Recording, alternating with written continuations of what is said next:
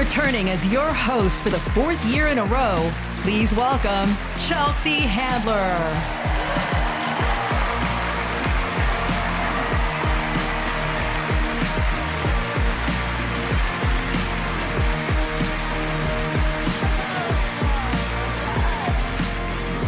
Happy New Year, everybody. We made it. Welcome to the 31st Annual Critics' Choice Awards, brought to you by Saudi Arabia. This is the first award show of the season, so we are going to kick things off with the right vibes. You guys are all going to be spending the next 3 months together, so whoever wins tonight, get used to seeing them win.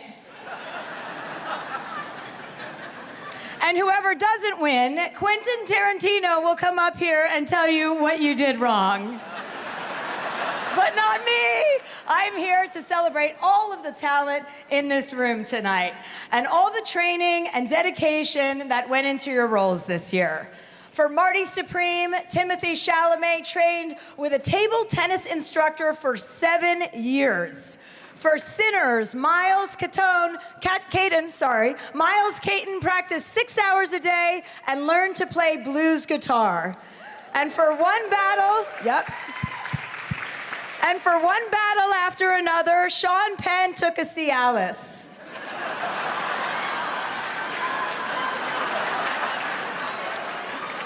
We had so many fun dynamic duos this year. We had Leo and Benicio. We had George Clooney and Adam Sandler.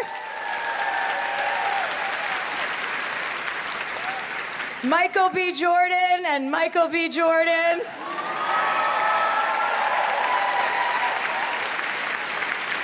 I love Leo and Benicio together, getting shit-faced to get shit done. I respect that. Benicio, where are you? You've had a phenomenal year this year, and we need to see more of you, okay? Yes. Stop being so selective about what you do. I need you in more movies, in more TV shows, in room 708 at the Andaz Hotel tonight. And of course, I want to salute the ladies of One Battle After Another. Give it up for the ladies.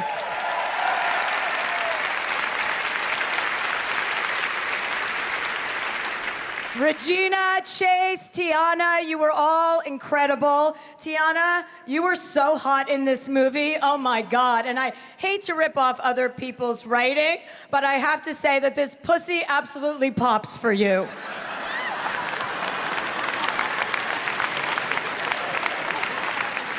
And I thought we already knew everything there was to know about Leo DiCaprio, and then this year we find out that he can fucking whistle too.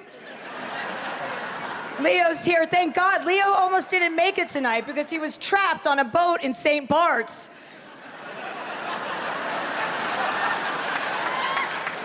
It was just like the Titanic, but worse because Jeff Bezos was there. Sinners was a massive blockbuster.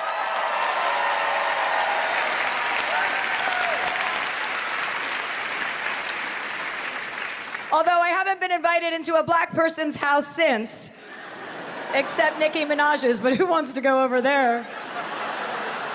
Sinners is the story of brothers who start this really fun place for entertainment, and then vampires show up, suck the life out of everybody, and burn it all to the ground. Fun fact, the original name of the main vampire was David Zaslav.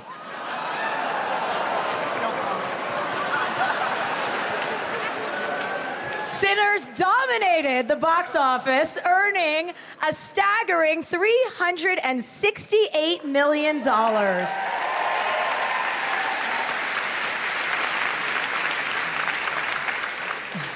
White Hollywood was so shook after seeing the box office numbers, Variety ran the headline, "Do box office numbers really matter?"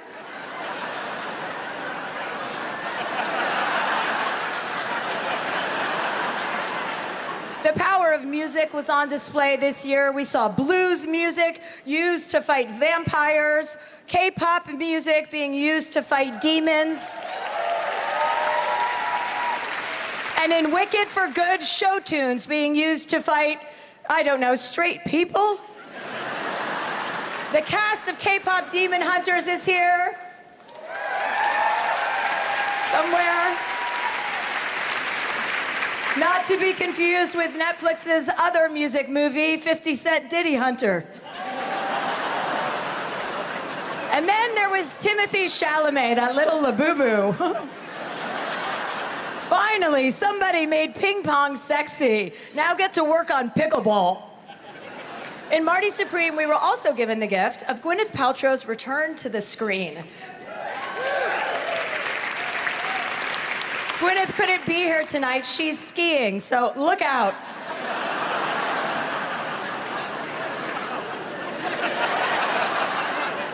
Jessie Buckley and Paul Mescal are here.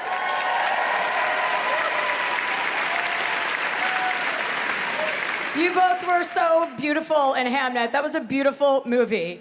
Jessie Buckley, I loved you. I loved that book, and you were the perfect person to play that role. But for clarification, was your character more upset over the death of her son or that she married a man with a hoop earring? Rose Byrne, shout out to Rose Byrne. You gave such a commanding performance, and if I had legs, I'd kick you. I love everything you do. Comedy, drama, Bobby Cannavale.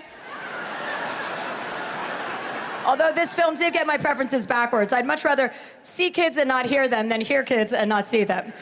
The Testament of Ann Lee is here and nominated tonight. The Testament of Ann Lee is a sweeping epic about white people's inability to dance.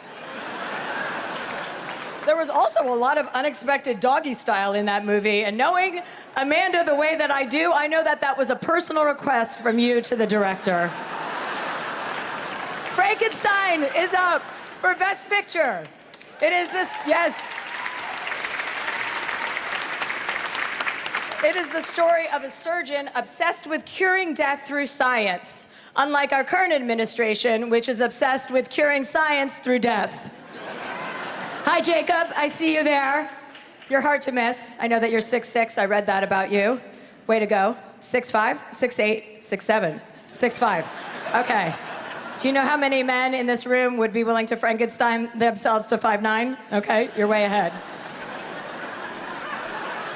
Not mentioning any names. Joel Edgerton is nominated for Best Actor.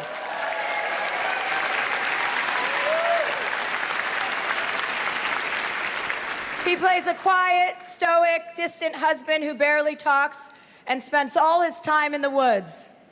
Life was so simple before men had podcasts. Amy Madigan, I loved you in Weapons.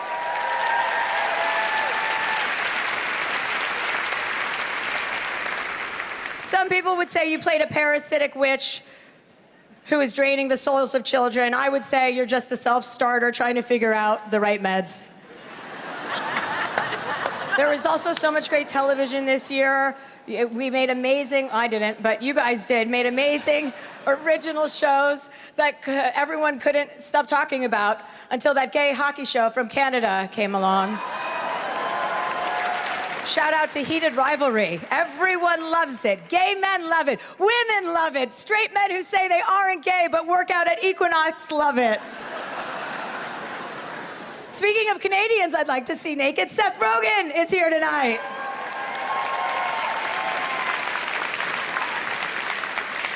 Years of playing stoners, slackers, and underachievers who do next to nothing all day prepared Seth for his latest role of someone who does even less, a studio head.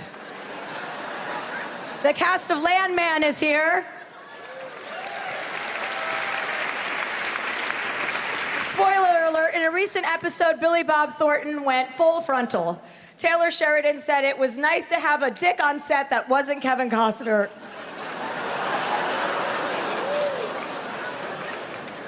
Pluribus has 2 nominations tonight, including one for Ray Seahorn, yes. I love you, Ray.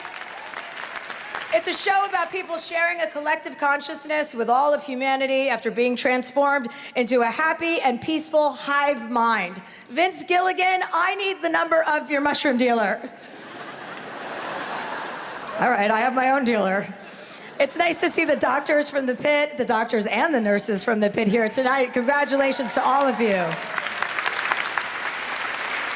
Everyone loves your show, and Noah, congrats on getting rid of George Clooney. He was clearly holding you back. Which brings us to Jay Kelly. George Clooney and Adam Sandler, another dynamic duo that we did not know we needed.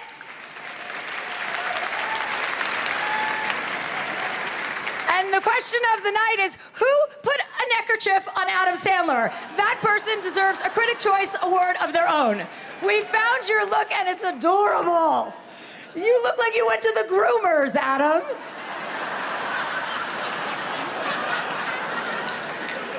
Congratulations on your nomination, Adam. You're always so funny in everything you do, and you also keep showing us what a great and serious actor you are in more serious roles. And everyone knows that you've always been the nicest guy in Hollywood.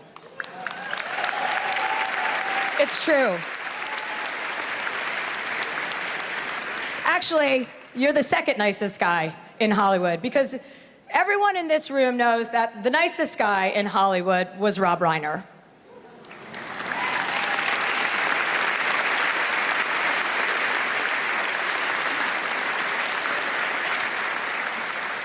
Anyone who ever spent time with Rob Reiner knows that the minute that you met him, he felt like an old friend. When you were in a conversation with him, he was present, he was focused, and he was funny, and he would ask you tons of questions. Whether you were discussing politics or film or the latest beauty trends, he was all in.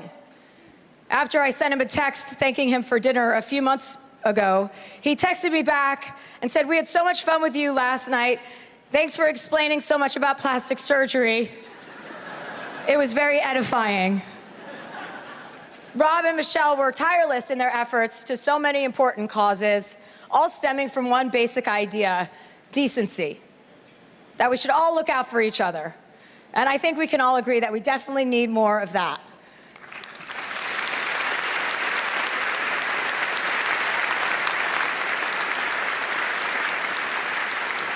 So, let's use tonight as a reminder of that decency and as a reminder of everything Rob and Michelle represented and fought so hard for.